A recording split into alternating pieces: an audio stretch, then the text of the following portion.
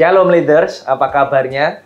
Jumpa lagi dalam GMS Leadership Podcast dan kali ini kita punya tema yang sangat menarik untuk kita perbincangkan, memimpin dari kepenuhan. Sudah hadir bersama dengan kita narasumber kita hari ini spesial sekali, Pak Paulus Bambang. Shalom Pak Paulus, apa kabarnya? Terima kasih sudah mau join dan menceritakan semua pengalaman kepemimpinan Pak Paulus. Dan siapa yang nggak kenal Pak Paulus, seorang hamba Tuhan yang luar biasa yang bergerak di marketplace, memimpin sebuah perusahaan yang begitu besar. Kita ingin belajar bersama-sama. Pak Paulus, kalau kita bicara tentang kepemimpinan, sebenarnya kan seorang pemimpin itu adalah seseorang yang memberi sesuatu dari dirinya kepada orang lain. Oleh karena itu sebenarnya sebelum seorang itu bisa memimpin, maka orang itu harus penuh dulu di dalam dirinya. Menurut Pak Paulus sebenarnya memimpin dari kepemimpinan yang penuh itu seperti apa sih Pak? Nah, mungkin kita mesti menyamakan pendapat. Iya. Karena penuh itu soal mindset. Jadi bukan berarti saya perlu penuh dulu untuk bisa keluarin gitu. Penuh is a mindset. Kayak janda punya 2 duit. Jadi siapapun dia itu bisa mengeluarkan. Karena kepenuhan is a mindset. Bukan berarti gitu, wah saya mesti belajar. Betul. Saya harus belajar dulu, setelah saya jadi master baru saya bisa memberikan kepada orang lain. That's not the concept. Karena setiap kita itu pasti punya sesuatu. Kalau kita merasa kita mau membagi, itu kepenuhan, itu mindset. Jadi itu akan muncul kepenuhan. Jadi bukan berarti waduh orang yang penuh tuh harus punya pengalaman hebat, saya harus jadi direktur dulu, udah pengalamannya berhasil dulu baru bisa sharing. Itu nggak konsep. Karena nggak ada orang yang pertama kali berhasil kan, mesti dari bawah kan. Justru dari bawah dia suka berbagi, muncul naik. Jadi nggak ada kalau orang sukses dulu baru membagi, nggak ada orang yang akan jadi pemimpin penuh. Karena setiap pemimpin di setiap level itu harus jadi pemimpin yang bisa berbagi. Jadi nggak ada, mungkin saya nggak pernah pengalaman apa, begitu datang kita jadi salesman aja kita harus bisa penuh. Artinya dengan yang kondisi ada kita bisa berbagi buat customer kita. Pengetahuan yang sedikit pun kita bisa bagikan. Jadi penuh itu relatif, is a mindset. Kalau waktu itu saya masuk di atas sebagai salesman, baru diajarin 3 bulan kan nggak ngerti teknik penjualan. Tapi begitu jebrek ketemu customer, wah langsung kok gini mestinya kayak gini. Kenapa? Apakah saya penuh? Enggak. Tapi pada waktu disitulah saya merasa bisa, saya merasa punya sesuatu yang saya bagi. Nah itu is a mindset. Merasa punya sesuatu untuk dibagi. Jadi kita mau nggak mau, sekalipun kita mungkin bukan dibandingkan sama orang lain, kita itu mungkin belum sepenuh orang lain, tapi kita tahu betul bahwa kita ini punya sesuatu untuk dibagi. Setiap kita tuh pasti punya sesuatu. Kalau kita konsepnya penuh kayak gelas gini, diisi penuh, wah kita pasti kosong nih. Nggak akan pernah jadi orang berani. Justru berbagi. Kita akan nunggu terus ya Pak. Karena ini gelas kan, contoh ini ya. Sekarang, saya udah jadi manajer atau pertama kali jadi salesman, kan dikasih sedikit kan. Pengalaman manajer kita kumpulin lagi, jebret. Terus jadi nanti GM pengalaman, wah gagal begitu. Kapan kita bisa penuh? Wah kurang. Atasan saya lebih bagus, yang lain lebih berhasil. Masa saya berani? Saya bukan salesman yang top. Begitu kita melihat diri kita dan dibandingkan sama orang, itu kurang atau tidak kurang itu karena engkau banding. Tapi kalau kamu di dalam diri kamu sendiri, nggak ada kaitannya penuh atau kosong. Karena kamu membandingkan diri kamu sendiri, bisa kita bagi. Tapi begitu, kenapa kau bilang penuh dan segelas penuh atau kosong? Karena comparison. Seorang yang meng-compare dirinya baik terhadap orang atau terhadap satu standar yang ditentukan dirinya, baru mengatakan, wah saya ini belum penuh kok, saya mau berbagi, saya tuh masih perlu dilayani, kok bisa mau melayani, saya tuh perlu gini. Begitu engkau melihat kayak gini, itu adalah alasan di dalam peperangan di mindset kita, sehingga orang tidak bisa berbagi apapun. Nah inilah yang menjadi problem banyak leader-leader. Akibatnya kan take dulu. Take banyak baru give. Bukan give and take, tapi take dulu nih baru give. Nah ini yang banyak problem. Jadi orang bilang, kok penuh kapan ya kamu berbagi? Kalau kita sudah penuh, udah punya segala macam, ada something yang to share. No, your life is so full. every day. Iya. Tapi relatif tuh kan. Begitu kau menyadari bahwa hidup kamu itu penuh dalam arti gitu. Tapi bentuknya kan lain kan. Penuh gelas kecil. Saya masih di gini ya, gelas kecil. Makin kau punya pengalaman, gelasmu gede. Bisa berbagi kepada 1.000 orang. Tapi you can start berbagi dengan 1 orang. Karena cukup 1 orang selongi. Ini yang kita menyadari. Ini konsep yang seringkali salah di dalam orang penuh itu. Oh, penuh apa gitu kan ya. Dan juga yang kedua yang salah juga. Oh, penuh. Terus penuh apa? Kalau penuh kamu tidak merasa something. Wah, saya masih kurang penuh. Ya penuh. Tapi yang penting kan limpahannya. Betul. Penuh itu untuk diri sendiri. Iya. Tapi yang penting abundant mentality itu melimpahnya kita. Iya. Ya kan? Iya. Kalau penuh itu sendiri. Oh, penuh nggak penting. Ya, penuh buat kamu. Tapi pemimpin yang bisa berbagi bukan yang penuh saja, tapi yang melimpah. Iya, betul. Nah, pengertian inilah yang membuat orang itu excited. Every level. Kalau engkau punya prinsip melimpah, ya gelas kamu jangan segini dong. Baru awal kok, baru salesman kok gelasnya kau bandingkan dengan ini gelas GM, yang nggak bisa dong. Iya kan? Jadi ini yang membuat kita. Bagaimana dengan membangun mindset ini, Pak? Jadi kan mostly kita orang Indonesia ya, biasanya kan terbelenggu dengan inferior complex, ya kan, merasa minder atau bagaimana. Ada mungkin perasaan-perasaan apa ya kalau bisa dibilang feodal begitu ya, budaya-budaya yang ditinggalkan kepada kita. Nah, bagaimana kita bisa membangun konsep mindset kepenuhan itu supaya kita tuh betul-betul bisa lepas dari belenggu-belenggu tadi itu dan betul-betul hidup kita bisa membangun orang lain, bukan cuma jadi berkat, Pak. Makanya mulai dari pendidikan SD dulu kan kita hanya terima. Kita diajarin untuk menerima. Zaman saya sekolah nerima. Jadi saya tuh kosong. Guru saya bilang, kamu tuh gelas kosong. Kalau kamu gelasnya penuh nggak bisa terima, kita dididik gitu nih. Suruh kamu mengosongkan diri. Gitu. Jadi kamu terima gitu. Jadi itunya dari satu konsep yang lain betul untuk menerima. Tapi itu yang dari mindset kan dari kecil kamu tuh terimalah. Kalau kamu tidak ikutin guru, PR kamu ya salah. Jawabannya yang jawaban guru. Kita dididik gitu kan? Tidak diajarin. Di satu konsep betul untuk menerima itu kamu harus kosong. Tapi itu menjadi internalize. Jadi kalau kita terhadap guru itu, kita harus kosong. Makanya nggak berani debat. Nggak berani kita diskusi. Well, di luar negeri, di pendidikan yang baru, itu kamu diajarin nggak? You can talk. Dari anak saya dulu sekolah ya, di international school, kamu diajarin talk. Ask question. Apa question? Nah, ini yang menyebabkan jadi berbeda. Makanya anak Gen Z, banyak kita tidak bisa berhadapan dengan Gen Z, karena orang-orang tua itu menganggap dirinya penuh. Malah kebalikan dirinya penuh gitu kan ya. Diterima itu nggak bisa kan I know better than you lah gitu. Segala macam. Akibatnya karena kita dididik seperti itu, yang tua itu harus ngasih karena orang tua pernah pengalaman kamu kan orang kemarin sore. Itu akibatnya kepenuhan yang keliru.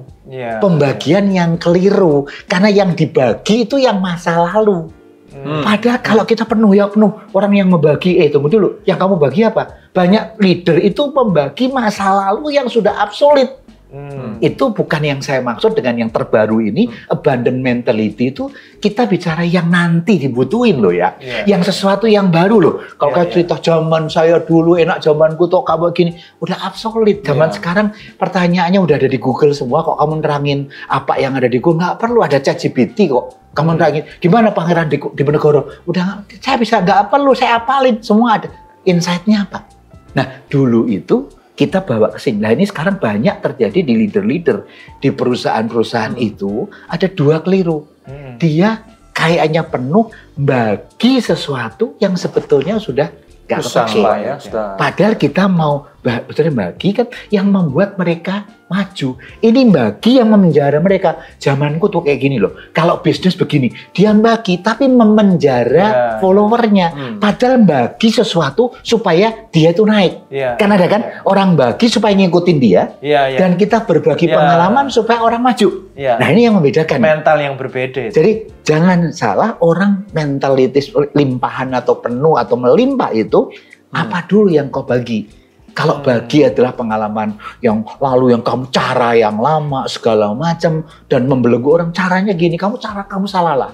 Zaman saya tuh kayak gini, banyak orang tua yang sukses ke anaknya kan cara kayak gini. Ini sebetulnya bukan limpah, itu justru menjara itu. Nah makanya tadi pertanyaannya, gimana dengan kondisi baru kita bisa limpah tapi membawa orang yang dengar sama kita, bawaan kita tuh naik. Bukan memenjara dengan pengalaman. Nah, tidak penuh tapi limpah. Nomor 1, supaya gampang pakai L, pakai limpah. 1, L, lateral thinking. Orang yang punya abundant itu harus punya lateral thinking. Luas pengalaman. Jadi lihat, oh marketnya Gen Z. Saya harus tahu nih, saya harus berpikir apa yang dia pikir. Bukan menyocokkan apa yang saya pikir kepada dia. Karena seorang pemimpin kan tahu yang dihadapi oleh anak buah kita itu different dengan pada waktu kita jadi anak buah. Kalau kita memaksakan cara kita dulu sebagai anak buah kepada anak buah kita, the death of leadership. Jadi yang pertama, kamu harus punya lateral thinking.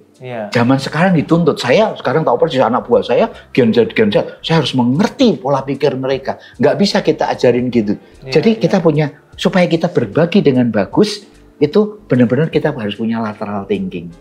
Yang artinya apa? Luas pandangan. Kamu harus lihat new ideas, kamu lihat perspektif baru, bukan yang lama. Yang kedua, inklusif. Harus open. Justru, wah, saya penuh ya. Oh, zaman saya kayak gini, tapi ya pengalaman saya itu nggak cocok. Nah, justru menceritakan ini nggak cocok nih. Kamu mikirin. Ini pengalaman saya waktu tender project kita lakukan kayak gini.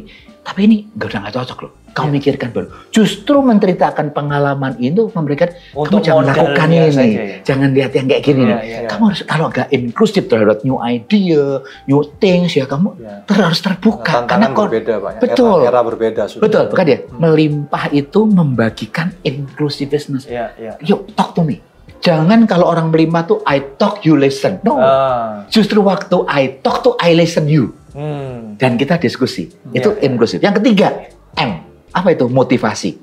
Motivasi tinggi atau halimut. Waktu kita melimpah, kita harus punya motivasi tinggi yang akan sukses tuh anak buah kita loh.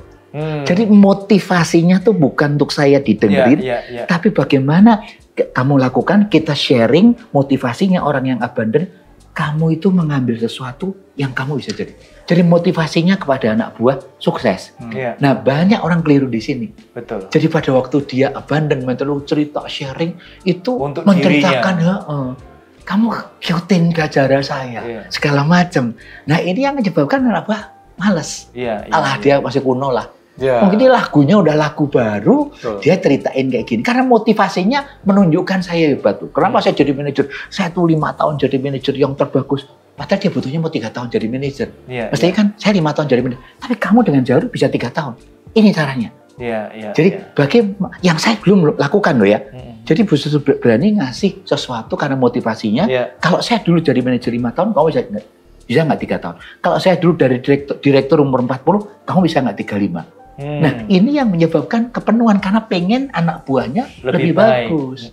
Kalau tidak kan repot. Jangan, masa kamu aku aja 5 tahun kok kamu minta 5 tahun.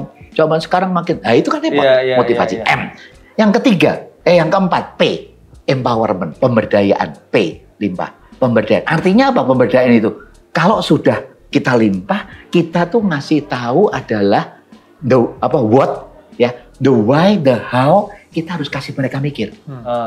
Pemberdayaan. You can do that. Ini loh idenya.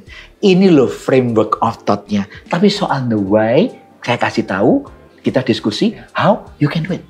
Coba gaya kamu. Orang yang limpah tuh berani melepas authority pemberdayaan. Kalau nggak bisa, diajarin the how, itu bukan limpah. You pegangin kok. Kontrol ya. Iya, kontrol. Padahal enggak. Pemberdayaan artinya, saya kasih. Bagus, ini pengalaman saya, tapi you can do your own way. Walaupun ada kemungkinan nanti mereka akan bisa gagal juga. Itulah salah satu bentuk kelimpahan. Memberi kesempatan mereka gagal itu bentuk kelimpahan. Karena kalau orang tidak ngasih kesempatan orang gagal, itu kontrol, make sure semua bagus. Itu bukan kelimpahan, itu securing ourselves.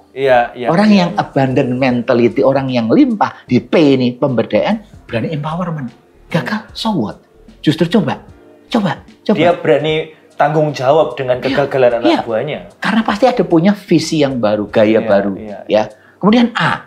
Nah, ini yang juga penting. Kalau dia melakukan proses apapun, hasil sedikit bagus, apresiatif. Orang yang limpah itu artinya apa? Menghargai yang bagus ya. Kamu jadi kayak gini, kamu datang bagus, proses. Orang yang tidak suka apresiasi sama orang, omong kosong, abandonment mentality. Betul. Karena masa kayak gitu aja diterima kasih, masa kayak gitu aja diapresiasi, enggak dong. Padahal small thing itu, apresiasi itu abandon. Merayakan hal kecil itu. Jadi orang tuh, waduh, bosnya, panggil, Pak kamu bagus ya. Kamu udah call, udah kayak gini sampai titik tertentu, walaupun kamu gagal. Selamat, kamu udah masuk. Misalkan ada 5 tahap sales cycle sampai 4 dan gagal, kamu sukses 4-nya. Jadi orang itu jadi mentalitinya, oh bapak kita itu abandon mentality ya. Apresiasi hal-hal yang kecil. Itu jadi akibatnya dia tuh, jadi tidak hanya yang sukses yang diselebrate, even gagal, tapi melakukan proses yang bagus diselebrate. Yang terakhir limpah tadi. Yang terakhir, orang yang abandon mentality itu mesti cari harmonius.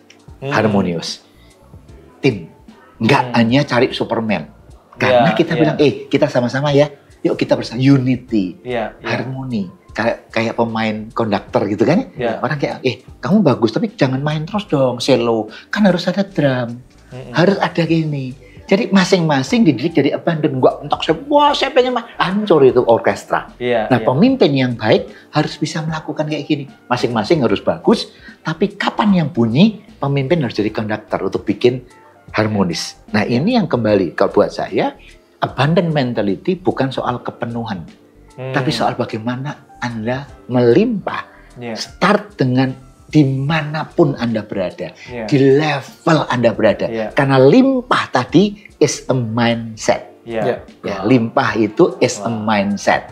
Begitu kamu punya limpah mindset, kamu akan kehilangan yang namanya, kan tandingannya abundant mentality itu scarcity mindset, merasa kurang. Nah, scarcity itu menyebabkan kamu kosong nantinya. Limpah sama kosong ini yang sangat berbeda. Nah, ini kan prinsip-prinsip yang bagus sekali Pak ya, kan bukan cuma applicable dalam dunia bisnis contohnya, tapi ini juga cocok ya dalam dunia gereja, dunia pelayanan, prinsip-prinsipnya dalam semua. In your keluarga juga sangat penting. Kalau kita tahu sama istri, sama anak, kenapa ribut? Anak ribet ya. Kalau kamu nggak punya abundant mentality, istri dulu lah ya. Cuman kalau kamu nggak punya abundant mentality, ribut. Karena kita diciptakan berbeda. Betul. Kita kan mesti happily incompatible.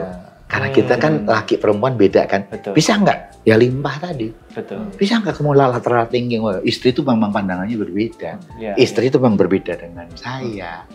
Jadi kan kalau kita mengerti ini yang jadi sesuatu yang baru gitu. Kita mesti inklusif, menerima perbedaan. Kita harus punya motivasi, kamu menikah sama saya supaya kamu jadi bagus. Supaya istri saya jadi bersinar dibandingnya sendiri. Kalau bicara dalam level kepemimpinan di gereja Pak Paulus ya, kan tingkat kedewasaan orang kan berbeda-beda ya. Tingkat kedewasaan leader juga berbeda-beda. Nah mungkin kalau ada yang menyaksikan kita hari ini yang sedang struggle betul dalam satu atau dua hal yang tadi yang Pak Paulus sampaikan ya. Kira-kira apa yang bisa Pak Paulus sampaikan kepada teman-teman kita ini, bagaimana mereka bisa solving their problems ini, pergumulan mereka dalam satu atau dua poin ini, supaya mereka bisa thriving ke depan, menjadi betul-betul pemimpin yang limpah tadi, yang bisa memberdayakan orang lain dan tidak takut kehilangan, tidak takut tersaingi. Mungkin betul-betul kebahagiaannya adalah seperti yang Pak Paulus katakan tadi, melihat orang lain tuh betul-betul limpah, maju. Ya gampang. Sekarang ada evaluasi aja dari LIMPAH, mana yang menurut Anda your mindset yang Anda lemah. Kan setiap orang beda-beda kan. Ada yang lateral thinkingnya lemah, ya kan? Ada yang inklusif enggak, banyak orang eksklusif. Wah teman jadi banyak. Banyak orang yang motivasinya di gereja memimpin untuk saya yang terkenal. Motivasinya salah. Banyak yang nggak suka delegation, empowerment, pemberdayaan. Wah semua saya kerjain sendiri. Yang di delegation yang kriwil-kriwil. Orang nggak suka. Karena orang yang delegation yang paling bagus apa? Delegation of authority, bukan delegation of responsibility. Kalau kita mau delegation of responsibility capek. Anak buah kita juga nggak seneng jadi kita. Tapi kalau delegation of authority, kayak di Komsel aja. Oke ya, minggu depan ada Komsel, makanannya kita rapat apa? Minggu depan pengen makanan Jawa. Udah, kamu yang tanggung jawab ya. kamu siapin, kita store duit, pokoknya sama-sama kamu yang mikirin. Itu delegation of authority. You lakukan semua. Betul. Nah, tapi kalau saya bilang, oke Pak Jawa ya, oke kita gudeg sekalian, kamu bawa gudeg, jadi dia datang, oh saya cuma ngerjain gudeg, ngerjain siomay atau ngerjain tahu. Tapi kan dia nggak merasa. Coba satu orang bilang, minggu depan makanan kita makanan Jawa dari Semarang, kamu yang mikirin. Itu contoh simple delegation of authority. Pikir yang enak ya. Bukan cuma tanggung jawabnya yang empowerment. Jadi dia juga merasa bagus. Ya, kemudian kita bicara apresiasi nggak? Banyak orang yang tidak gampang memberi apresiasi. Dikit, wah itu mengucapkan thank you, you are so nice. Jarang sekali mulutnya ini. Ngeritik cepet. Ada gitu ya. Yang ketiga, yang terakhir harmonis. Yang bikin harmonis, nggak pinter nggak? Itu paling susah. Karena bikin. Nah, kalau setiap orang punya evaluasi, saya tuh kelemahannya di mana? Karena ini nggak bisa general sih. Ini subjektif individual. Dan begitu dia tahu, wah saya ternyata ya Pak Paulus, saya dengar Pak Paulus, kelemahan saya tuh nggak gampang menghargai orang. Latihan. Mulai. Begitu jebret latihan tiap pagi, begitu dikasih makan sama istri, wah enak banget Mas, terima kasih ya Mam ya. Thank you, udah dapat gini. Mungkin istrinya kaget, oh what's wrong with you? Oke, makin lama biasa. Jujur, terima kasih Mam, udah dikasih makan dengan baik. Sampai di kantor, udah datang sore, thank you ya, kamu datang lebih dari 4:30 ya. Ucapkan thank you at least 10 kali. Coba cari 10 thank you. Yang selama ini kamu tidak pernah lakukan. Terhadap istri, terhadap anak. Thank you ya, kamu udah, waduh, habis makan udah diambilin. Thank you ya kamu bantuin saya. Makin kamu udah biasa thank you 10 kali, nanti thank you 20 kali. Dan makin biasa jadi your habit. Small thing aja, thank you. Jadi kalau kamu nggak pernah, ini apresiasi nggak bisa. Karena ini mindset. Mindset tuh harus dilatih. Dan dilatih harus dengan kesadaran. Misalkan tadi kan, kalau ada orang yang bilang empowerment nggak bisa, tadi delegation. Belajar. Besok di komsel, di gereja, saya mau delegation of authority. Bukan delegation of responsibility, delegation of accountability. Mikir kalau ada project apapun di sini, nggak oke. Ini mau Lukas nanti akan ada looking home, misalkan gitu ya. Cepet, udah jangan mikir, saya kasih ya. Udah kamu think, saya hubungin, kamu hubungin. Nanti pikir, Lukas, pokoknya tanggal sekian terserah kamu desain. Nanti Pak Lu, kamu pikirin gimana dengan Pak Lu skill. Totally different kan? Tapi kalau saya bilang, lama nggak hubungin ya. Caranya gini Pak, saya udah drive ke sini, kamu bisa jalan nggak? Bisa. Dan tapi kamu tidak bahagia. Karena kamu hanya menjalankan instruksi saya merasa saya takut acara ini gagal, saya draft. You are just doing your responsibility. Orang itu nggak akan maju. Gagal. Pak nggak mau, aduh saya hubungin kalau Pak Paulus, kalau langsung dibaca WA, saya hubungin nggak mau. Itulah kamu jadi belajar. Kenapa ya? Saya kenalkan Lukas Pak, kenapa nggak susah sampai jatuh bangun, sampai nggak bisa. Pak Paulus, can you help me? Karena saya udah call nggak bisa. Tapi at least you try. Setelah bisa, tanggal nanti Bapak mau pakai pesawat apa-apa. Begitu kamu udah jadi semua, kita tutup mata. Yang penting kamu puas ya. Bisa. Berani nggak delegate? Nanti kalau Pak Lu marah atau siapa yang marah, gimana? Kita kadang-kadang kasih kepada dia. Ini kan orang gede, misalkan ini contoh kebetulan, contohnya begini. Tapi the rest lah. Ini yang melayani Pak Paulus siapa nanti kalau Pak Paulus nggak suka, bayangannya mukanya suka tirem. Padahal saya simpel-simpel aja. Tiwas kita mikir kayak gini, udahlah ini aja cukup. Santai ini aja, udah kamu makan siang apa? Hari ini minta di steak. Udahlah diponami aja. Keliru. Karena saya paling penting jam 1 jangan telat. Supaya selesai jam 2. Karena mau tidur. Sampai jam 4 saya stres. Saya kan poinnya begitu. Gitu kan? Ternyata you miss kan? Tapi karena kamu banyak ngasih responsibility. Dan orang yang lemah keberanian, coba diajarin. Kayak anak juga begitu. Cepet ya, kalau kita sama anak, hari ini, bulan depan kita mau ke Bandung. Kamu yang mikir ya? Anak saya mungkin cuma SMP. Kamu yang mikirin. Hotel mana? Kan anak sekarang pintar. Kita papa, mama ikut. Oke. Kamu cek hotel, pokoknya kamu yang pilih, Bapak, kamu tour leader. Anak kan, oh iya Pak.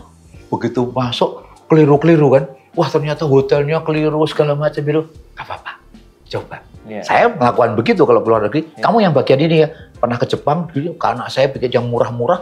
Wah bau rokok, gak bisa kali ini. Ya udah kita mesti pindah. Tapi dia tahu persis, kita kasih empowerment, kamu yang desain ya. Jadi anak saya sekarang kalau kita pergi, kamu yang desain. Papa, saya ikut kamu. Whatever you pergi, saya ngikut. Mereka merasa. Nah, ini dari limpah ini tiap orang punya kelemahan yang kamu harus improve. Kalau lateral thinking saya nggak bisa mikir, bisa pikirin lagi, wah saya tuh cepat pikirannya. Ya belajar, kan bisa belajar, tanya orang dong. Wah saya disuruh mimpin seminar nih, disuruh jadi kayak gini sama Pak Lukas. Wah gimana? Ya nggak tanya sama orang. Saya nggak bisa mikir ya caranya gimana ya. Ya kalau nggak bisa cari orang. Limpah ini sederhana. Dan kalau Anda bisa melakukan hal yang praktis, makin lama kepenuhan yang dia lihat itu akan jalan. Berani. Nggak selalu harus yang expert. Nggak selalu nanti dia harus ada yang sukses dulu. Itu akan jalan. Jadi sebenarnya kepenuhan itu mentalitas kita. Bukan ketika kita itu ada di satu stage level hidup tertentu atau pengetahuan tertentu, tapi justru ketika kita itu berani memberi, merasa cukup dengan diri kita sendiri, dan berani mendelegasikan, berani nggak fokus dengan diri kita sendiri, malah motivasinya adalah untuk orang lain. Ini semua yang kita dengar hari ini selama beberapa menit ini semuanya ini emas semua, ini bisa kita terapkan dalam kepemimpinan kita. Tapi pertanyaannya, kalau misalnya kita mau nyoba melakukannya, memimpin dari kepenuhan ini. Semuanya kan yang kita dengar tadi bagus semua. Tapi kalau Pak Paulus kita tanya, pernah ketemu tantangan nggak Pak? Iya, sama. Makanya saya tulis di dalam buku saya ini. Lead to bless leader. Jadi bagaimana lead to bless is an abundant. Kamu lead untuk bless orang others. Ya, saya tulis ini. Dan menjadikan company-nya build to bless. Company juga. Ini semua abundant. Tantangannya banyak. Justru tantangan yang paling saya sering lihat ya. Saya juga dulu ngalamin. Kan semua orang growth ya. Tantangan yang anak buah kita yang gagal melakukan kayak gini apa? Ya tadi, dia punya scarcity mindset. Dan kalau kita punya scarcity, ini tantangan utama. Apa itu scarcity? Ya kosong. Tadi kan limpah. Kosong. Apa itu? Kekurangan kepercayaan. Orang yang lack of trust. Ini yang depan. Jadi kurang kepercayaan, lack of trust. Yang kedua, mengerjakan segala sesuatu tantangannya hanya kalau ada opportunities. Itu tantangan besar itu bertanding terbalik dengan abundance kan. Wah opportunity dilihat dulu, yang kalau udah cari untung kita mau dipikirin untung dulu nggak kita. Pesimis. Sikap pesimis. Kenapa dikit-dikit? Wah pasti belum tentu bisa lah. Apa bisa orang mau? Apa bisa ini bisa? Ini sudah jadi tantangan besar buat kita. Abundant ya sikap pesimis. Kemudian yang tadi, kalau empowerment tandingannya obsesi atas kontrol. Wah kalau saya nggak make sure nanti gagal loh. Jadi saya make sure. Jadi obsesi atas kontrol. Obsession with control ini yang tandingan dengan empowerment. Empowerment tuh berani lepas tangan. Ini obsesi atas untuk pegang. Karena dia pikir result harus bagus. Kalau empowerment tuh proses harus bagus. Result, let's see. Nah, ini kan two different thing kan? Oke, itu different thing. Merayakan proses daripada cuma sekedar hasil. Betul. Terus N apa? Narrative of limitation. Narasinya itu, udahlah kita bisanya cuma begini. Kita gereja kecil, kita gini ya bisanya kayak gini. Karena anak buah ya kita cuma bisa gini. Jadi narasinya itu tidak membawa orang ini breakthrough. Anak buah kita malah kita jangan ngimpi-ngimpi yang tinggi-tinggi lah. Udahlah kita begini aja step by step. Jangan ngimpi-ngimpi tinggi lah, itu kan orang-orang yang tinggi, itu kan segala macam. Jangan ngimpi yang tinggi-tinggi, yang down to earth. Nah narasi kita aja keterbatasan, limited inisiatif. Jadi akhirnya ini kan, jadi orang nol itu atau N itu, narasi itu, yang terakhir G, dikit-dikit dibatasin. Gerakan kita batasin. Ini nggak boleh. Kenapa nggak boleh? Dulu saya nyoba ini udah gagal. Ini jangan inilah, menurut saya jangan ini. Jadi kita bikin frame nih. Jadi dibatasi, limited ini gerakannya itu dipatok. Kamu hanya bisa kayak gini. Kan banyak orang gitu kan. Makin gede kan makin pengalaman itu membatasi gerakan. Makanya kosong dibandingkan limbah. Orang yang membatasi gerakan, orang yang membatasi obsesi ya kayak gitu. Nah ini tantangannya tuh besar banget tuh. Dan ini banyak terjadi justru di non-profit organization. Kalau di profit organization yang company, itu kan di breakthrough. Atasan bisa nge-breakthrough itu semua. Tapi di dalam organisasi yang tidak ada power seperti perusahaan, Iya. ya ini agak sulit karena volunteer. Iya. Ya, di dalam voluntarisme ini kan kita nggak bisa, makanya kalau volunteer itu banyak sekali, dinner limpah dan kosong, banyak yang kosong jadi. Kenapa? Oh, dia kan sibuk, masa disuruh pimpin CG, udah pimpin CG, udah kayak gitu. Kita belum tentu dia nggak mau. Belum tentu dia nggak pikiran kita kesian lah, dikit-dikit dia. Nanti gimana yang lain? Kita membatasi pada ada orang bisa yang sesuatu yang lain kan? Coba lah apa bisa. Akhirnya yang dipilih lu lagi. Karena kita udah masuk kepada ini. Makanya kita akan kelihatan kenapa di organisasi yang non power gitu, non profit, non power structure, akibatnya lambat. Hanya pemimpin yang strong. Saya mau ke sini. Saya punya misi kayak gini, mau kayak gini. Semakin pemimpin punya misi yang jelas, punya mimpi yang tidak masuk di akal, itu menggerakkan organisasi ini bagus. Kalau mimpinya aja, alah cuman kayak gitu, itu nggak akan bisa. Kenapa? Gereja kita kan gini, masa kita mau jadi gereja menjangkau seluruh dunia, kita cuma di Jalan Cempaka bisa, ya be it. Belum lagi dalam pengelolaan warna ya Pak ya, di dalam organisasi kan banyak sekali, kan kita tidak mungkin eliminasi warna-warna tersebut ya. Tapi warna itu, good point, warna itu ditentukan oleh warna leader utama. Warna leader utama. Jadi karena harmonis tadi kan? Itu abu-abu, nggak mungkin jadi merah kan ya.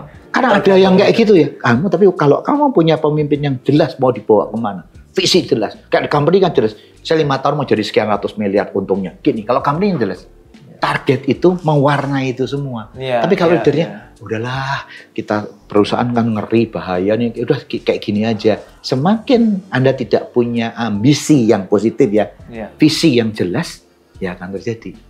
Nah ini yang justru, maaf kata saya harus mengatakan, organisasi yang non-power structure kayak perusahaan jatuh di sini.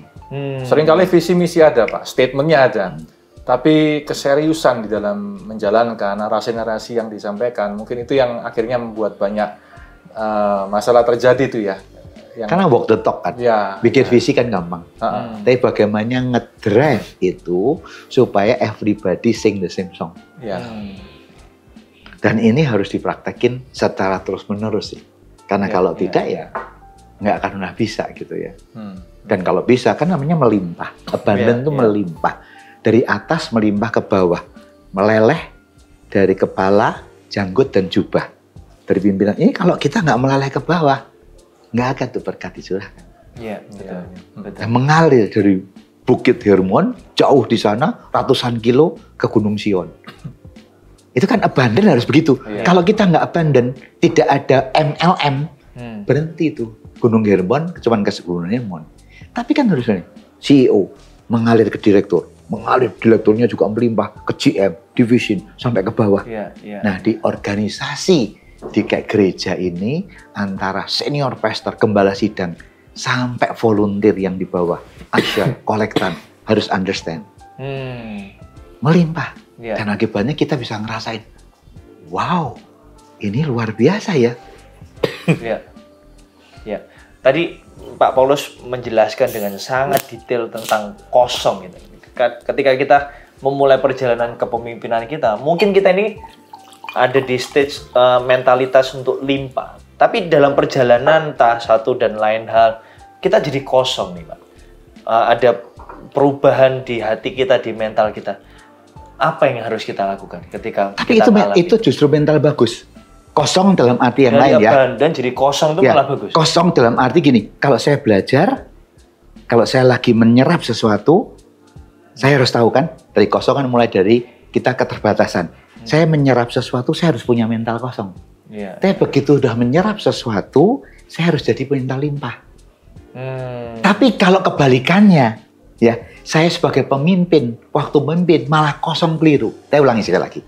Waktu saya belajar, saya harus punya mental kosong. Bayangin, kalau mental pertama aja ya, saya kenapa? Waduh, saya ini pengen belajar sesuatu yang baru. Kalau saya merasa semua saya udah bisa, saya nggak kosong. Ya kan? Ya nggak bisa kan? Jadi saya harus mulai sesuatu dengan yang gini. Tapi waktu saya sudah terima, kayak Litubdes ini, waktu saya bagi, saya nggak berkata kosong lagi. Jadi kosong ini bagus sebenarnya untuk absorb something. Supaya jangan, wah saya udah ngerti, saya udah nggak bisa. Jadi ada momen ketika kita merasa kering, kosong, itu berarti sinyal buat kita untuk berhenti dulu, menyerap dan belajar lagi gitu. Dan itu kan paralel, bukan serial. Di dalam hidup ini kamu selalu ngisi kan, kayak charge engine. Kamu harus kosong, penuh, kosong. Ini penuh nih. Kan kalau nunggu kosong dulu baru di-charge jalan, ya repot kan? Ya kan? Kalau paling bagus kan ini jalan terus ini. Kayak handphone Anda. Begitu udah mau kosong, kamu charge. Tapi sambil di-charge kan jalan terus kamu ngasihnya. Ya. Nggak harus berhenti total gitu. Kamu tinggalin kan enggak kan? Kenyataannya kita kalau misalkan siang gini, kamu udah tinggal 19%. Apa yang kamu lakukan? Kamu pasang kan power bank. Tapi sambil kamu pasang power bank, sambil dia ngisi, kan dia tetap WA, tetap ini. Ini contoh, ini memang kosong. Saya harus absorb dari power bank. Kalau enggak, saya akan mati. Nah, banyak pemimpin yang unfortunately nggak tahu kalau dia tuh kosong. Ngasih terus, setiap kali ngasih nggak mau ngisi. Makanya banyak orang yang jadi burnout. Banyak orang yang pressure. Banyak orang anxiety. Banyak orang yang capek. Kelihatannya sukses besar, tapi dia nggak ngisi. Lihat tuh, banyak ya artis-artis yang top kelihatan sukses, bunuh diri. Kenapa ada kosong? Ini harus ditempel.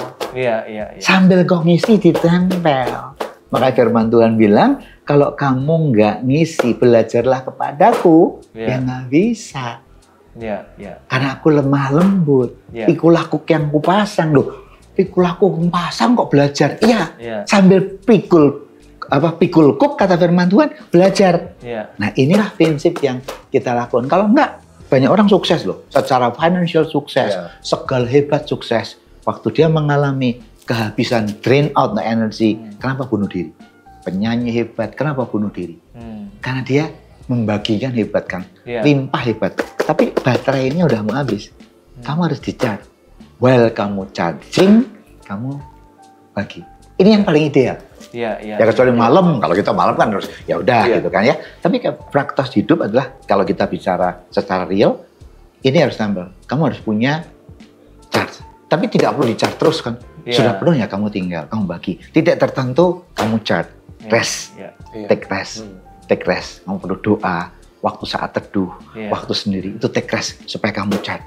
Tapi waktu kamu take rest, kamu mikir planning apa? Sebetulnya kamu charge dan juga mikirin the next move.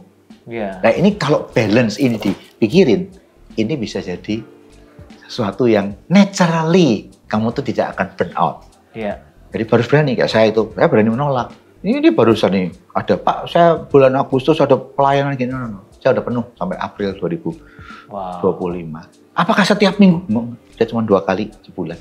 Karena 2 kali saya mesti sama istri, sama cucu, cukup. 2 kali sebulan. Yang lain enggak. Orang minta gini-gini, enggak. Harus berani, enggak. Oh ada orang mau ketemu saya kan, wah begini Pak, di Surabaya, wah banyak yang mau ketemu. Pak bisa can have a coffee with you sekarang? No. Bukan saya nggak ada waktu, enggak. Saya malam bisa, no. Saya malam, saya mau ada ketemu sama, dan saya mau rest. Jam 7:30 saya udah kembali ke hotel. Ada nggak bisa Kak? Dia apa bilang, wah kalau orang mau entertain semua supaya jadi populer, bisa lah. Kalau saya makan gini, no, saya nggak mau. Wah kok susah sekali ketemu manusia. Karena I have to run my life. Karena saya perlu ngecat. 7:30 saya pergi supaya jam 8 saya bisa dengerin firman. Pagi-pagi mau ketemu nggak? Saya mau kayak kemarin besok Senin ya, Pak saya mau jadi nge-gym ya 7:30. Kalau 5 jam 6 saya akan berdoa. 6-7 saya dengar kalau mau ngajak saya ke gym Senin ini 7:30 ya kalau mau. Nggak bisa pagi jam 5 lari, no. Kenapa? I have to pray. Pak enak jam 5 lari loh Pak. No, I have to pray. Nah dengan Anda tahu your pause break point, Anda tahu kapan nge-charge. Kalau kamu nggak tahu kapan nge-charge, nggak bisa tuh penuh melimpah. Karena kurang. Betul. Pertanyaan terakhir dari saya mungkin nih Pak Paulus ya. Saya mungkin lebih melihat dalam skala makro ya. Dunia kan sudah berubah Pak ya, era berubah, tantangan berubah, geopolitik segala, kondisi di mana kita hidup hari ini berpengaruh terhadap ekonomi dan semuanya.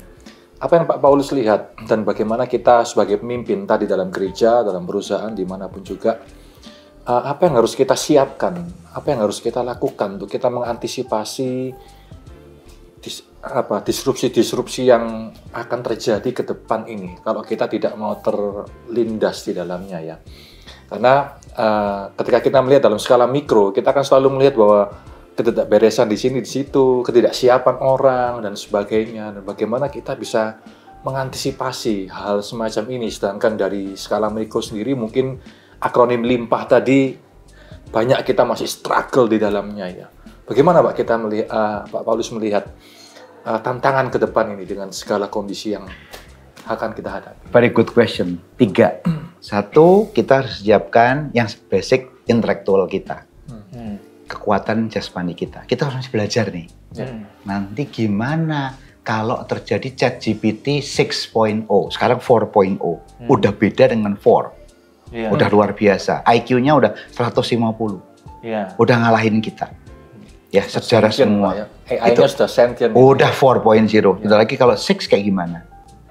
Dia tahu persis kita ngomong kayak gini aja, dia setel aja GPT, dia bisa bikin summary dan jadiin buku. Hanya kita ngomong. Iya, betul. Udah nggak bisa, dia udah jadi buku nih buat dia. Dia mengambil insight. Tolong berikan contoh-contoh yang lain ya. Cuman kayak gitu aja, dia udah langsung bisa. Udah pakai omongan aja udah tahu. Hasil pembicaraan kita aja, kamu submit udah jadi buku. Minta buku yang 400 halaman, kasih contoh-contoh kayak gini. Artinya apa? Intelektual kita harus terus adapt. Apa yang terjadi? Kita harus menyiapkan akal budi kita. Akal budi itu harus siap, belajar. Makanya saya harus belajar, ya, belajar untuk menyiapkan. Tapi ini nggak cukup karena keterbatasan kan. Yang kedua harus disingkapkan adalah kita bicara soal kekuatan jiwani kita. Karena menghadapi kayak gini tuh, wah kaget nggak, grogi nggak. Ini kan jiwani. Kamu pinter, tapi kalau grogian, kamu pinter, tapi kalau takutan fear, kamu grogian, kamu nggak tenang, nggak bisa. Makanya Roh Tuhan bilang, kamu harus sabar, panjang sabar. Kamu harus punya roh, 7 buah roh atau berapa itu ya, itu sangat penting. Jadi menyiapkan jiwani itu sangat penting. Limpah itu mindset. Kalau intelektual kan harus belajar. Limpah ini your jiwani, jangan kosong. Spiritual juga Mas. Yang ketiga. Ketiga. Yang ketiga itu spiritual. Tiap tertentu apa yang kita siapin terbatas. Kita hanya bisa tahu masa lalu dan masa sekarang. Kita hanya bisa predict the futures. Kita nggak tahu the futures. Maka yang ketiga itu sangat penting. Spiritual. Pray. Dengan knowledge. Dengan knowledge harus bagus. Tapi saya percaya ora et labora. Knowledge. Kalau kamu nggak kuat di dengkul, nggak bisa deh. Sepinter apapun orang, intelektual, sebijak sana apapun orang, tapi kalah sama orang yang dikasih revelation sama Tuhan. Karena revelation itu datangnya dari Tuhan. Kepintaran, kompetensi datangnya dari manusia. Kemudian kebijaksanaan dari pengalaman. Tapi revelation dari Tuhan. Nah, banyak orang businessman itu revelation. How high can you go? Kompetensi kamu akan terbatas, akan kalah dengan mesin.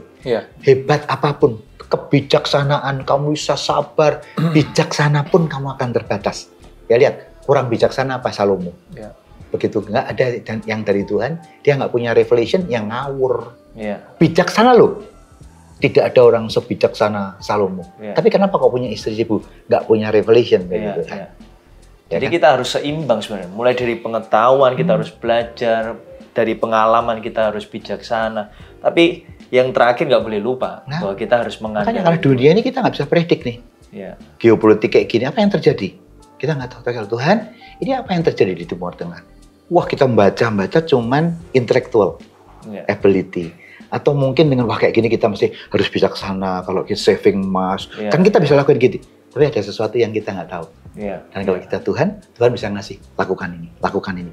Itu yang secure everything. Tapi kalau cuma Tuhan aja gitu, terus kita nggak mau belajar, Tuhan bilang ya, nggak bisa, you have to learn. Salomo, Daud dikasih, kamu bangun mezbah ya. Tapi Daud juga bukan hanya spiritual, saya prepare emas. Saya prepare perak, dia prepare everything supaya Salomo membangun tuh bisa. Ya. Betul nggak? Tuhan tuh menghargai kita preparation kan. Iya. Dan 3 itu, makanya kasihlah Tuhan Allahmu dengan segenap hatimu dan segenap akal budimu. Ya. Ya. Sebelum kita tutup Pak Paulus, Pak Paulus dari tadi semua yang Pak Paulus sampaikan tuh luar biasa sekali. Saya yakin teman-teman leader yang mengikuti hari ini catatannya penuh, Pak.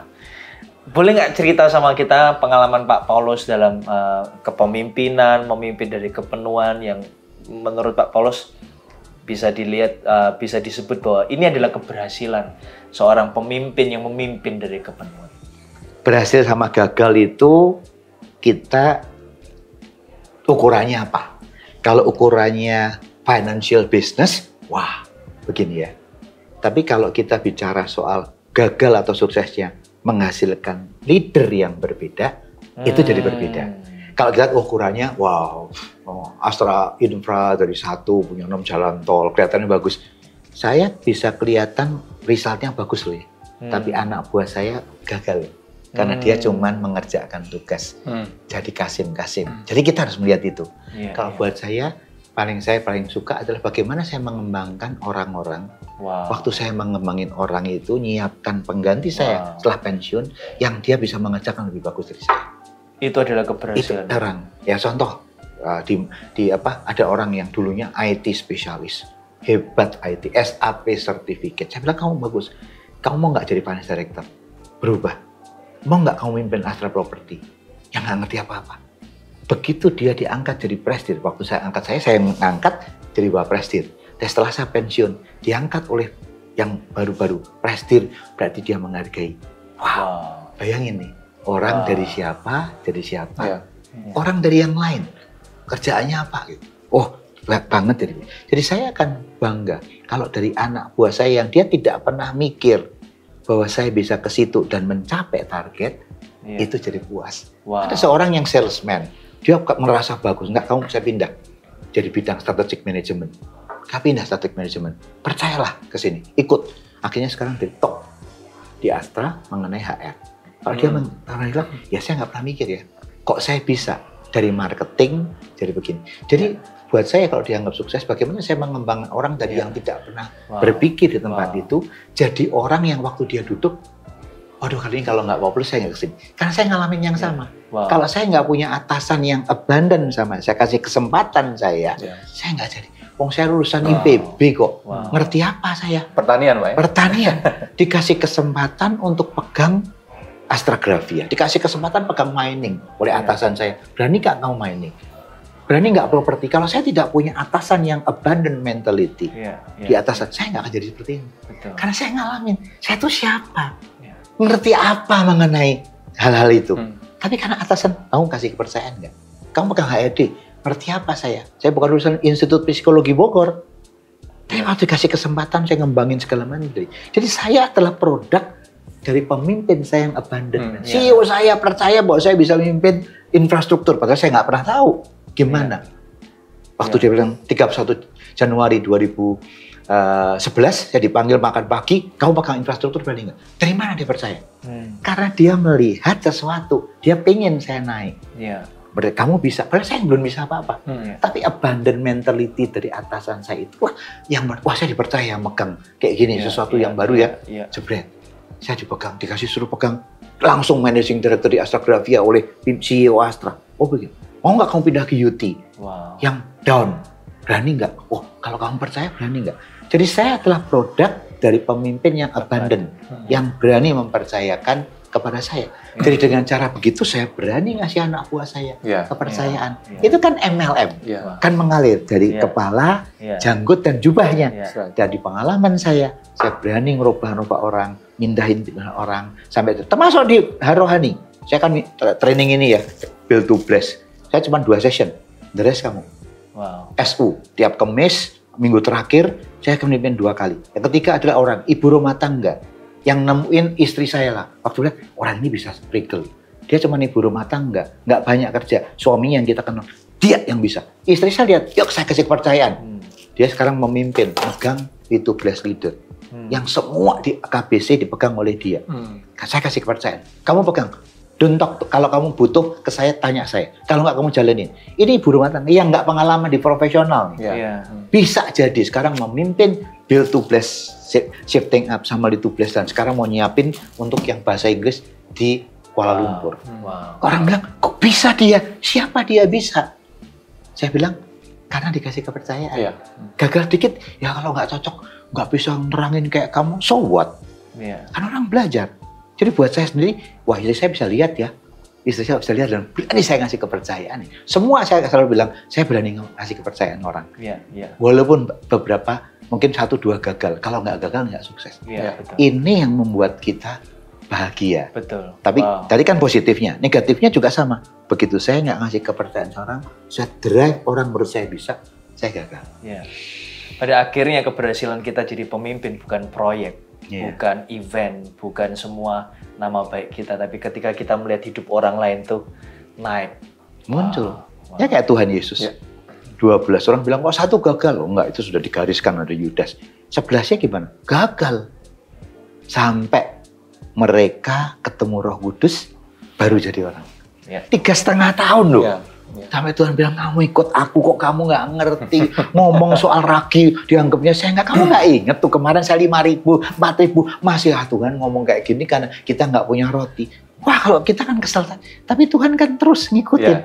Sampai kalau Roh Kudus turun ke atas kamu, akan change. Tidak pernah gagal untuk mempercayai. Udah. Dan tidak pernah. Petrus, orang gagal kok. Kok malah, do you love me more than these people? Yes.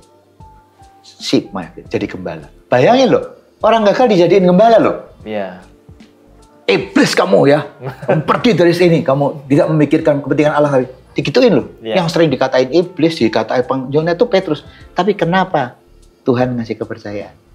Karena dia tahu. Nah, ini yang contoh abundant mentality dari Yesus yang luar biasa.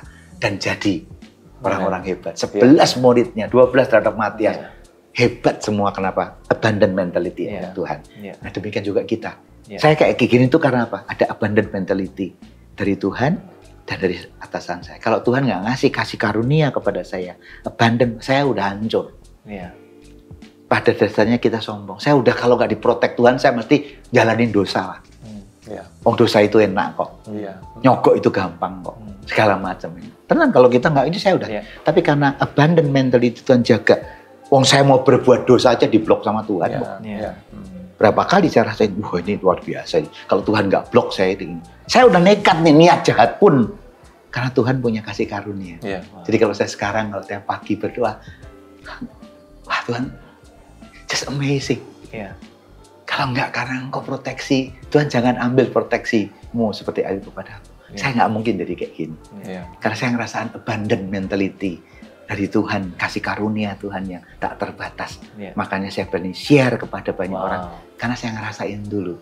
Kalau nggak pernah. Siapa saya bisa ngerasain yang dunia pengen nyalain. Everything yang bisa dapat dari orang kampung, orang nggak punya, orang nggak bisa sekolah. Tapi merasakan sekarang seperti ini kok udah kasih karunia. Dan yang tahu saya sendiri. Ini kasih karunia Tuhan, protek saya. Saya mau bikin salah aja diprotek. Saya mau udah pengen bagus-bagus diprotek. Kamu jangan lakukan ini. Mau kita join venture gini-gini ya, kita udah pikir bagus. Tuhan jangan jaga, pokoknya gini-gini. Ternyata orangnya masuk penjara ini. Kalau nggak diprotek sama Tuhan, nggak bisa. Makanya apa? Nggak hanya your knowledge, tapi your need. Orang et labora kan simple kan? Tapi banyak orang ora labora, terus labora ora. Balik gitu. Oke, mungkin closing statement dari Pak Paulus dan juga pesan-pesan buat semua yang sedang menyaksikan kita, para pemimpin, apa yang ada dalam hati Pak Paulus. Penuh itu mindset. Penuh itu mindset. Bukan kondisi. Penuh itu proses. Bukan result. Jadi kalau Anda pengen jadi pemimpin yang melimpah, abundant, lead to bless leader. Anda bless dulu. Whatever engkau level bawah, bisa bless. Ingat janda 2, kasih. Waktu, the more you give, the more you will get. Itu abundant mentality. Jadi jangan takut. Mulai berpikir LIMPAH. Ilangin KOSONG. Kalau kamu latihan day by day, nanti tanpa sadar menjadi your DNA. dan engkau menjadi melakukannya itu menjadi your life. Amin. Good luck. Amin. Sampai ketemu dalam GMS Leadership Podcast berikutnya. Terima kasih Pak Paulus. Tuhan Yesus memberkati.